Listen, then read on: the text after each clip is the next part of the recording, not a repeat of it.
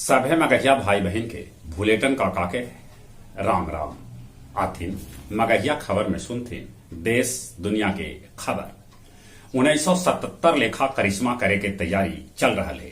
कल अलगे अलगे दल के बड़गर नेता से भेंट कैलन बिहार के मुख्यमंत्री नीतीश कुमार। वो कहल का कि देश से विपक्ष खत्म न होए। भारत जोड़ो यात्रा की शुरुआत आज से कांग्रेस कर रहा है। ये यात्रा पांव पैदल कन्याकुमारी से कश्मीर तक 3,570 किलोमीटर तक चला। हाई कोर्ट के दखलंदाजी के बाद निगम कर्मी सभे खत्म कैलन अपन हड़ताल। अब बिहार में घर बैठल भेटायत नक्शा। दरभंगा एम्स लेल 81.09 एकड़ जमीन उपलब्ध करा देवल गेल।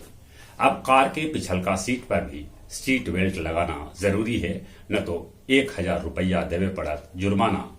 पितरपक्ष मेला में ई बच्छर गया जिला में 8 लाख पिंडदानी के आवे के बन रहा है संभावना। भोपाल में अब अखबार में समोसा और पोहा न बेचल जाए। ब्रिटेन के कमान आखिरकार संभालन लीज ट्रस्ट। वो ब्रिटेन के 56वां प्रधानमंत्री बनलन। उत्तर कोरिया से रूस रॉकेट और गोला बारूद खरीदत। श्रीलंका में अब संसद के अधिकार बढ़ा देवल गेल। अमेरिकी वैज्ञानिक प्लास्टिक से बनौलन हीरा। उत्तर कोरिया में चक्रवात से भारी तबाही। पानी बरसे से 3 फुट तक पानी जमा हो गए। 14 आदमी के मौत के खबर। यमन में होल आतंकी हमला जकरा में 14 आदमी के जान चल गए। दीपक कुमार के लिखल काव्य संग्रह मन के कैल गेल विमोचन।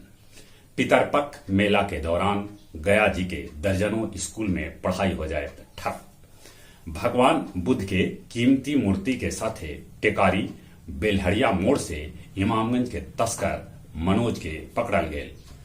डुमरिया में आवास सहायक के 20,000 रुपया घूस ले गिरफ्तार कैल गेल। मगध मेडिकल गया कॉलेज अस्पताल के स्टोर में लगल आग।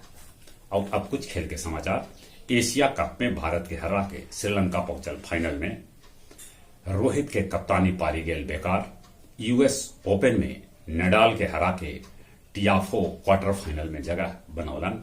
वनडे में ऑस्ट्रेलिया न्यूजीलैंड के हरा दिलक। जहां तक मौसम के सवाल है, गर्मी है, आसमान में बदरी भी है, पानी बरस सका है।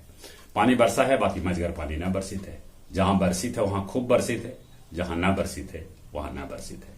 चले एक बार फिर से अपने सभे के भूलेटन काका के राम राम।